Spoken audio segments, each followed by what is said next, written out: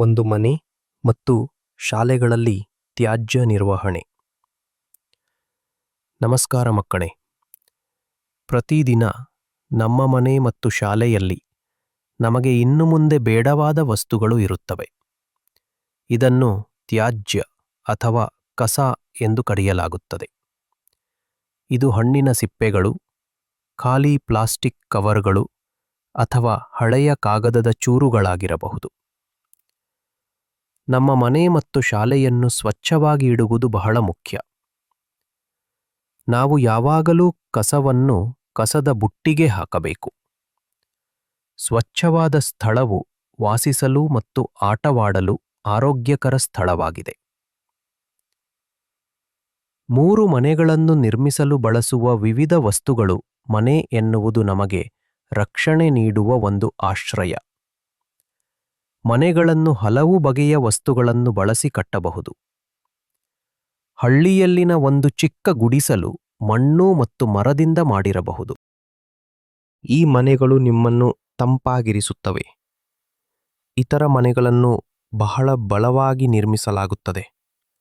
ಅವುಗಳನ್ನು ಇಟ್ಟಿಗೆ, ಕಲ್ಲು ಮತ್ತು ಸಿಮೆಂಟ್ ಬಳಸಿ ಕಟ್ಟಲಾಗುತ್ತದೆ. 3 ಬಹುಮಹಡಿ ಕಟ್ಟಡಗಳು ಮತ್ತು ಅಗತ್ಯ ವಸ್ತುಗಳು. ದೊಡ್ಡ ನಗರಗಳಲ್ಲಿ ನೀವು ಬಹಳ ಎತ್ತರದ ಕಟ್ಟಡಗಳನ್ನು ನೋಡಬಹುದು. ಇವುಗಳನ್ನು ಬಹುಮಹಡಿ ಕಟ್ಟಡಗಳು ಎಂದು ಕರೆಯುತ್ತಾರೆ. ಅವುಗಳು ಅನೇಕ ಮಹಡಿಗಳನ್ನು ಹೊಂದಿರುತ್ತವೆ ಮತ್ತು ಅಲ್ಲಿ ಅನೇಕ ಕುಟುಂಬಗಳು ವಾಸಿಸಬಹುದು. ಅಂತಹ ದೊಡ್ಡ ಮತ್ತು ಬಲವಾದ ಕಟ್ಟಡವನ್ನು ಕಟ್ಟಲು ನಮಗೆ ವಿಶೇಷ ವಸ್ತುಗಳು ಬೇಕು.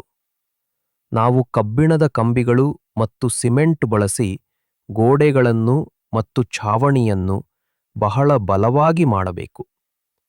ಇದರಿಂದ ಒಳಗೆ ಇರುವವರೆಲ್ಲರೂ ಸುರಕ್ಷಿತವಾಗಿರುತ್ತಾರೆ. 4. ಪ್ರಾಣಿಗಳ ಆಶ್ರಯ ಮತ್ತು ಅವುಗಳ ಮಹತ್ವ. ನಮ್ಮಂತೆಯೇ ಪ್ರಾಣಿಗಳಿಗೂ ಒಂದು ಮನೆ ಅಥವಾ ಆಶ್ರಯ ಬೇಕು. ಆಶ್ರಯವು ಅವುಗಳಿಗೆ ಸುರಕ್ಷಿತ ಸ್ಥಳವಾಗಿದೆ. ಇದು ಅವುಗಳನ್ನು ಬಿಸಿ ಬಿಸಿಲು, ತಣ್ಣನೆಯ ಗಾಳಿ ಮತ್ತು ಜೋರಾದ ಮಳೆಯಿಂದ ರಕ್ಷಿಸಲು ಸಹಾಯ ಮಾಡುತ್ತದೆ. ಒಂದು ಪಕ್ಷಿ ಗೂಡು ಕಟ್ಟುತ್ತದೆ. ಸಿಂಹವು ಗುಹೆಯಲ್ಲಿ ವಾಸಿಸುತ್ತದೆ. ಮತ್ತು ನಾವು ಹಸುಗಳಂತಹ ಸಾಕುಪ್ರಾಣಿಗಳಿಗೆ ಕೊಟ್ಟಿಗೆಗಳನ್ನು ಕಟ್ಟುತ್ತೇವೆ. ನಮ್ಮ ಮನೆ ನಮಗೆ ಮಾಡುವಂತೆಯೇ ಆಶ್ರಯವು ಅವುಗಳನ್ನು ಸುರಕ್ಷಿತವಾಗಿ ಮತ್ತು ಬೆಚ್ಚಗೆ ಇಡುತ್ತದೆ.